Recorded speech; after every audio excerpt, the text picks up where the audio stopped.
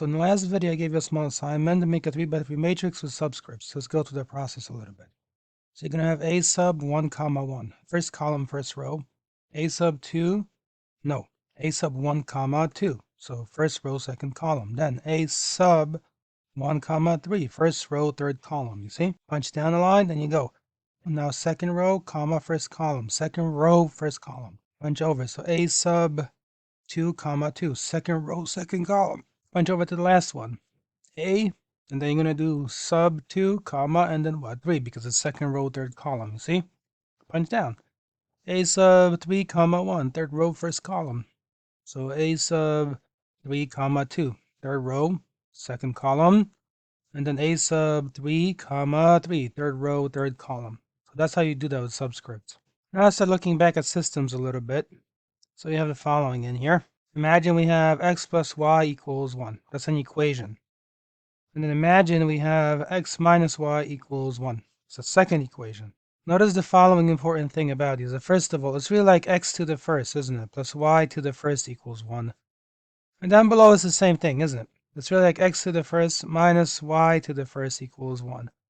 In other words, each variable is raised to the first. This is a linear system for that reason. And notice that each independent piece in here is just an equation of the kind that you have likely graphed before. So let's do the graphing step first. Alright, so I'll enable my grid here. Pull this up this way, pull this up this way. We'll look for the solution. Now what will be the solution in this case? It's going to be very likely a single point, perhaps. Or maybe there isn't a point, who knows? So how will we graph this? We can do this by using an x and y intercept. So you can say when x is 0, y is 1. This is in equation 1, EQ1, the top equation. Right, and then when y is 0, in that case, then x is 1. Again, this is still in equation 1. We have found the y-intercept and x-intercept for equation 1. Look at the bottom equation. X minus y is equal to 1. So again, remember, this is now equation 2. We're working with that one, the bottom equation. So in this equation, when x is 0, we have y is equal to negative 1. Well, first what you really have is negative y equals positive 1. And then you divide by negative 1, so y equals negative 1. Then after that, when y is 0, what's left over? You have x minus 0 essentially equals 1, but that means that x is equal to positive 1. Again, so these are the y and x intercepts for the bottom equation. So now you basically connect. So take the top. Y is 1 and x is 1. So let's do it this way. If I treat 4 boxes as 1 unit, so 1, 2, 3, 4, this is a 1 really. And same thing over here, I got to treat this as 1, 2, 3, 4 this way, because that represents 1 unit in the way I'm doing it. And then after that, you can just extend the lines like this, you see? Let me move this into position a little better, so it's got to align. There you go. And that is the other one. So for the other one, y is negative 1. So again, 1, 2, 3, 4, 4 boxes will be 1 unit.